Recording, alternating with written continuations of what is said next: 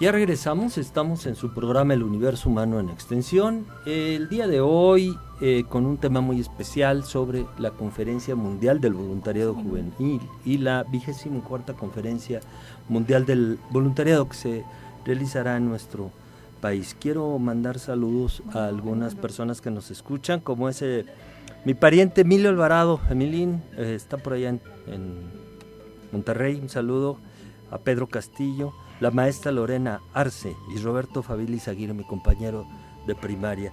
Y ahora vamos a platicar nada más y nada menos con Alejandro Rosas. Usted seguramente habrá escuchado hablar de él, puesto que se ha publicado el tercer tomo de una trilogía llamada Érase una vez México, uno de los libros más vendidos en México. Digamos que en Gandhi, que en Sambors, que en el Sótano y en otras librerías. El día de ayer estuvo con nosotros en Saltillo, en el Centro Cultural Vito Alessio Robles, presentando, junto con Sandra Molina, coautora del mismo, presentando el libro, y nosotros tenemos oportunidad de platicar con él y el privilegio de contar con su amistad. Así es que lo tenemos por teléfono, puesto que él ya está en la ciudad de Monterrey. Alejandro, muy buenas tardes. ¿Qué tal, querido Ernesto Duque? Muchas gracias otra vez por dejarme hablar en tu espacio, y para los amigos de Saltillo y de toda la región que nos escuchan, hablar de este final de trilogía que era Hace una vez México. Pues muy sorprendidos. La verdad es que, conozco tus libros desde hace años y son muy interesantes, de divulgación histórica. Tú mismo has aclarado que no son libros académicos de investigación disciplinaria sobre la historia, pero sí de divulgación. Pero realmente muy sorprendido porque en este caso la trilogía tomó un lugar preponderante en las librerías y los anaqueles. Sí, mira, creo que lo dices muy bien. La diferencia entre la divulgación y la historia académica es que la divulgación hace uso de lo que hace la historia académica.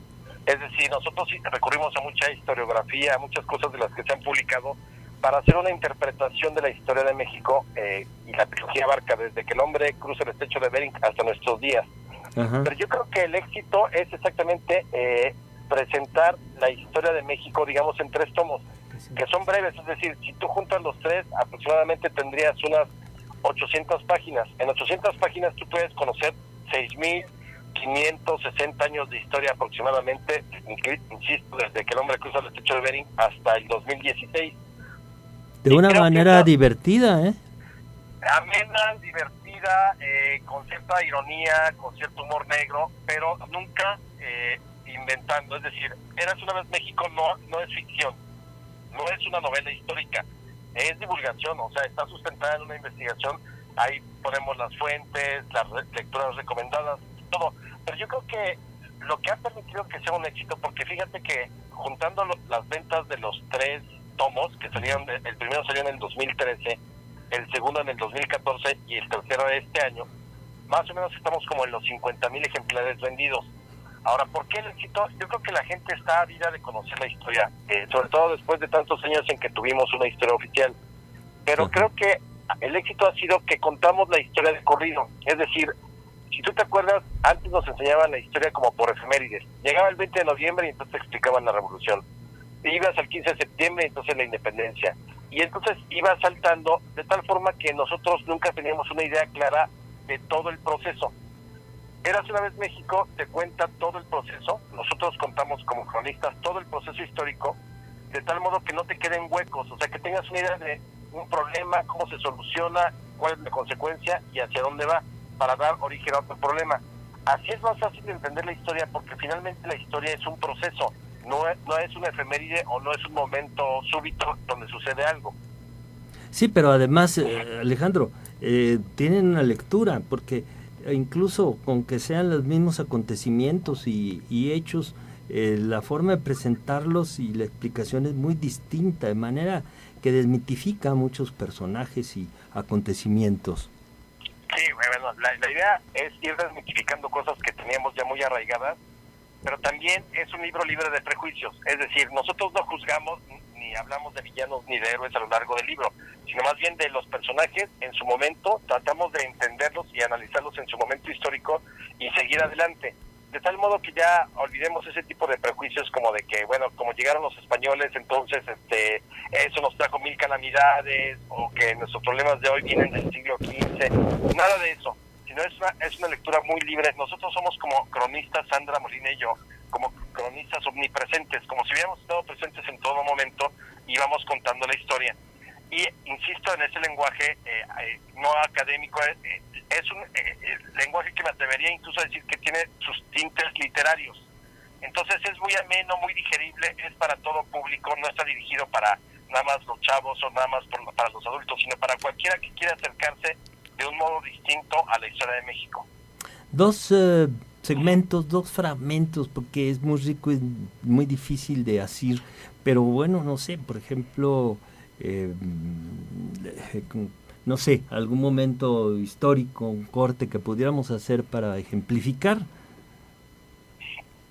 Mira, por ejemplo, de las cosas que tocamos, obviamente vienen los grandes acontecimientos, pero en un momento determinado nos metemos a echar abajo todas estas ideas que se han creado a través de la lectura de la novela histórica. Por ejemplo, en el caso de, ya ves que hay varias novelas históricas que dicen que seguramente Allende y la corregidora tuvieran un romance. Uh-huh. Bueno, nosotros en uno de los recuadros, porque el libro está lleno de recuadros, además de la historia que se va contando de una manera distinta, tiene recuadros como para descansos, anécdotas y meterle como datos curiosos. Bueno, ese tipo de recuadro, nosotros señalamos que no hay ningún documento, a pesar de que los novelistas se han solazado con este romance, nosotros ahí, con hechos y contando un poco la historia de la corregidora y de Allende, uh-huh, llegamos a la conclusión de que no hay un solo documento que pueda demostrar que sí fueron pareja o que sí tuvieron un romance.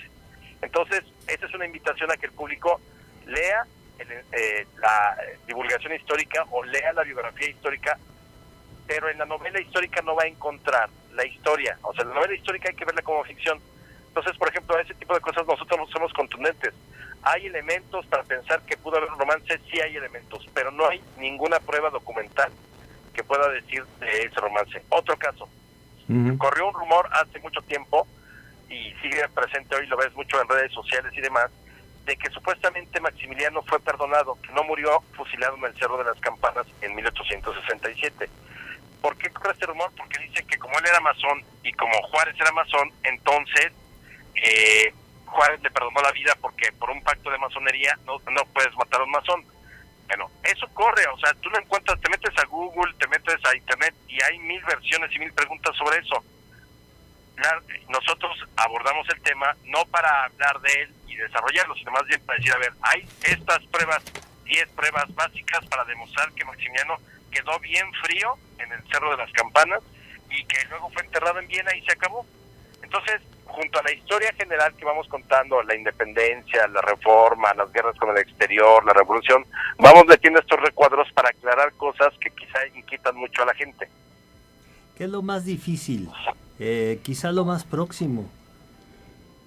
Efectivamente, fíjate que nos tardamos más en el último volumen, que es el que estamos presentando ahora en la Feria de Monterrey el próximo domingo, porque no es lo mismo hacer historia o crónica de algo que sucedió hace 100 o 150 años que pisar callos. Exactamente, y algo que nosotros somos testigos y protagonistas, es decir, todas las personas que hoy viven y compran Eras una vez México 3, que va del gobierno de Madero a nuestros días, se van a ver reflejados en algunos capítulos, porque ahorita estamos 3 generaciones, la de los abuelos, la de los padres, la de los hijos. Entonces están los que vivieron en la época de López Mateo, quizá Ruiz Cortines, están los que eran adultos en la época de Echeverría, López Portillo, y estamos los que fuimos hijos de la crisis, e incluso nuestros hijos que son muy pequeños. Pero es muy difícil tomar distancia como historiador de acontecimientos que sucedieron hace 6 meses, o hace un año, o hace 5.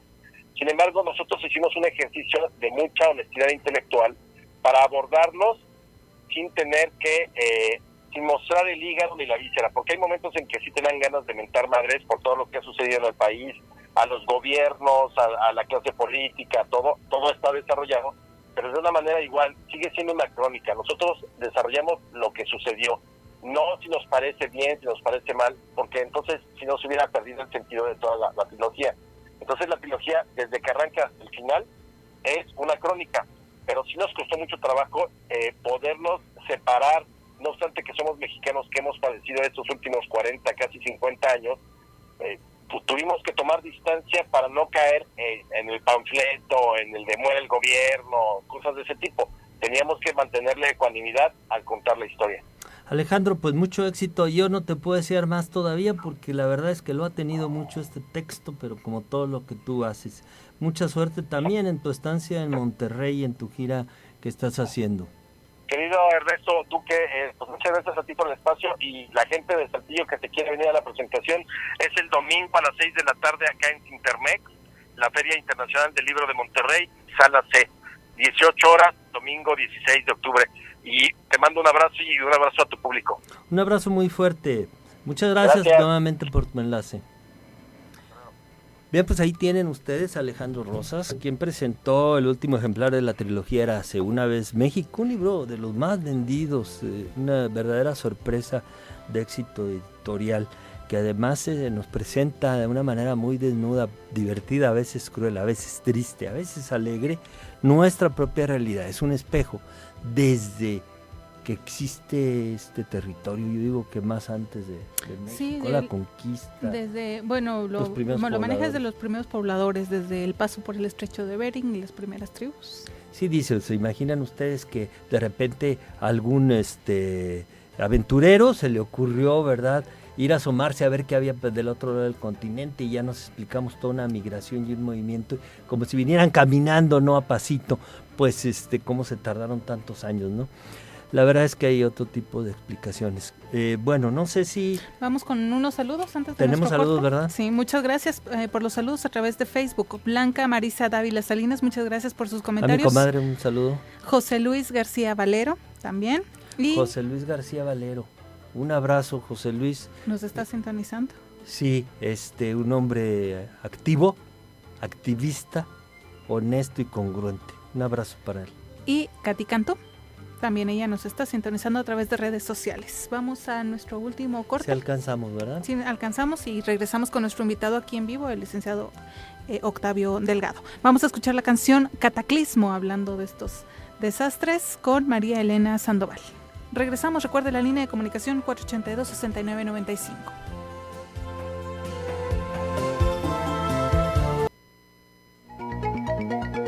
Estás escuchando El Universo Humano en Extensión. Continuamos.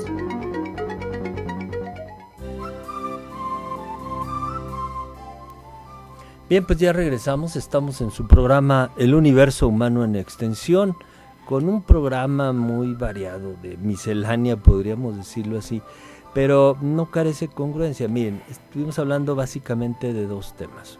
Uno es la acción voluntaria a partir de una organización que tiene la Universidad Autónoma de Coahuila, que es Lobos al Rescate Unirred. Y precisamente a propósito de eso, de un evento internacional que se llevará a cabo en la Ciudad de México y en la ciudad de Puebla de Los Ángeles el próximo mes de noviembre, que es la 24ª Conferencia Mundial del Voluntariado y la 8ª Conferencia Mundial del Voluntariado Juvenil, en México y Puebla respectivamente.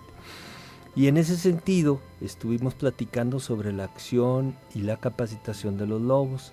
También platicamos con Alejandro Rosas, porque ayer presentó un libro, su tercer tomo de una trilogía que se llama Érase una vez México. Y regresamos a nuestro tema que tiene que ver con los desastres y la participación. Está con nosotros Octavio Delgado, él coordina los grupos estudiantiles en las escuelas y nos comentaba que ya van más de 40 comités institucionales en todo lo largo y extenso que tiene nuestra universidad a través del territorio de Coahuila. Y pues que tenemos estos grupos con ya instrucción, con capacitación, con un modelo de trabajo, ¿no? Y las colectas. Entonces, Octavio, van a ir los lobos, desde luego que van a ir a la reunión de Puebla.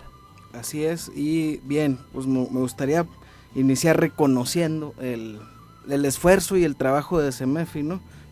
Para este tipo de iniciativas de licenciado Jorge Villalobos.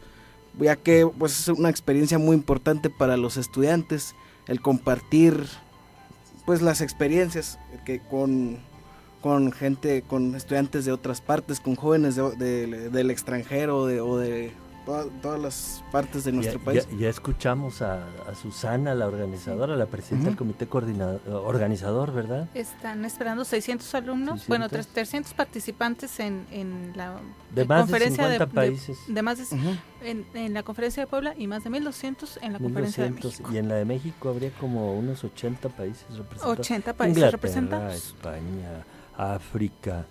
Imagínate nada más la experiencia para un joven que puede ir de 17 a 20 años, no, quizá menos, ¿no? Tenemos alumnos incluso muy jóvenes. Muy jóvenes de preparatoria. Desde preparatoria que participan. Y es importante que también ellos compartan su experiencia en el apoyo a los que menos tienen en Coahuila, apoyo a los damnificados, actividades de cuidado del medio ambiente. Hay voluntarios muy entusiastas que la verdad son el alma de las actividades de extensión universitaria, ¿verdad?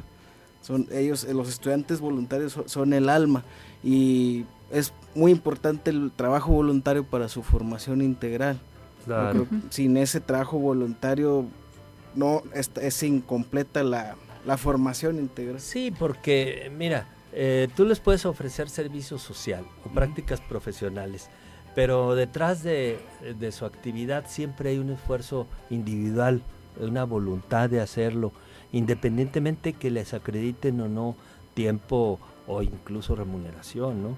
Y comentabas tú algo importante, que lo hacen los alumnos.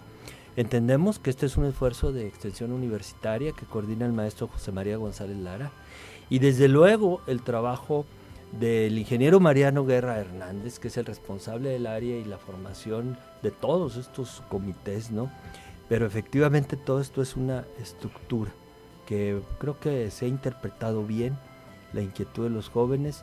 Hemos tenido esta suerte de coincidir con otras tantas universidades y grupos con los que nos vamos a encontrar de México y de otras partes del mundo.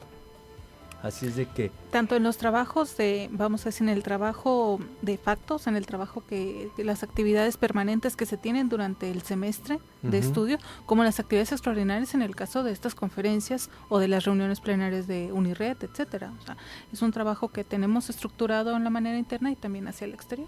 Pues algo pasado históricamente, algo pasó en el mundo, algo pasó en nuestro país, y es que crecieron estas instituciones de la sociedad civil haciéndose cargo de una serie de temas y problemas sociales, de luchar contra el cáncer, contra la pobreza, contra la desigualdad social, por el problema del cambio climático, por el reconocimiento de la igualdad de género, los derechos humanos y una serie de temas para los que las estructuras formales no tienen respuesta ni solución. Esto es motivo de reflexión. Y lo decía Susana en nuestra entrevista, son 3 temas: acción, reflexión y reconocimiento, los que motivan este encuentro. Y reconocer el voluntariado como un valor estratégico para la paz. Yo creo que en el fondo los objetivos de la Organización Mundial de las Naciones Unidas, de la Organización de las Naciones Unidas, pues son estos objetivos de desarrollo sostenible, que es una serie de objetivos globales, a final de cuentas para la paz, para la mejor convivencia humana. Y ese es el tema. Yo quisiera que nos tomáramos unos últimos minutos para comentar una actividad que vamos a tener en la universidad también, en extensión universitaria. Así es.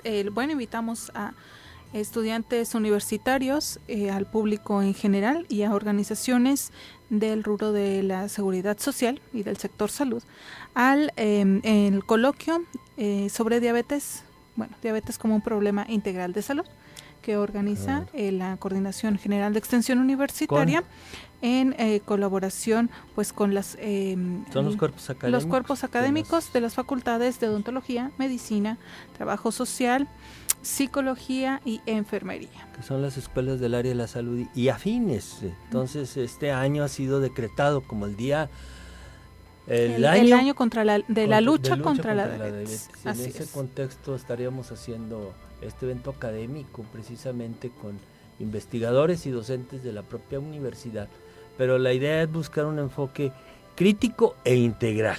O sea, no limitarnos a la idea de que es un problema de salud y hay que ir con el doctor si ya te dio la diabetes. O de que solamente es un problema de cierto estrato social o de cierta edad o de cierto que cumple ciertas condiciones. No, la verdad es que es un problema integral de salud y pues para ello se va a realizar este coloquio el próximo 27 de octubre. Sí. En punto de las 8 de la mañana comienza el registro y la inauguración se realizará a las 9 de la mañana, conformado por ponencias, y al finalizar las actividades por ahí de las 2 de la tarde, una sesión de preguntas y respuestas, una plenaria de preguntas y respuestas. Se acredita para todos los participantes esta actividad con una constancia, como siempre lo hace la universidad. Le recordamos que son los cuerpos académicos de las escuelas y facultades que hemos mencionado. Y que se va a realizar en la unidad de seminario Seminio J. Talamás, en Campo Redondo, aquí en Saltillo. Y bueno, también es importante decirles cómo nos pueden contactar para que se registren. No estamos cobrando por esta actividad, sino que se ofrece una beca institucional previo registro. Previo registro y realmente cupo limitado, vamos a decir en ese sentido, ¿verdad? Previo registro. Un saludo para Alejandro Salas, que también nos escucha, todo el personal de la oficina, Octavio, y yo creo que a todos los muchachos, ¿no? Y un saludo a los Lobos al Rescate de Torreón, de Monclova, de Piedras Negras, muy activos, muy propositivos todas. No paran, ¿verdad? Todavía el sábado pasado los vi, estaban en el cañón. ¿Dónde andaban? En el campo trabajando. El sábado pasado tocó en... Cañón de San Lorenzo, ¿no? No, en el Cañón de San Lorenzo, así es. Sí. Bueno, pues nos tenemos que despedir, pero tenemos también ahora mucho que agradecer. Este programa cada vez tiene mayor participación del auditorio, pero también en la producción. Miren, uno podrá tener iniciativas, pero en realidad el trabajo colectivo es el que nutre la actividad. Sin eso, pues no hay nada. Somos entes sociales y por eso trabajamos juntos. Así es, la medida de la inteligencia es la acción, entonces mientras más acción tenemos, más inteligencia reflejamos. Agradecemos a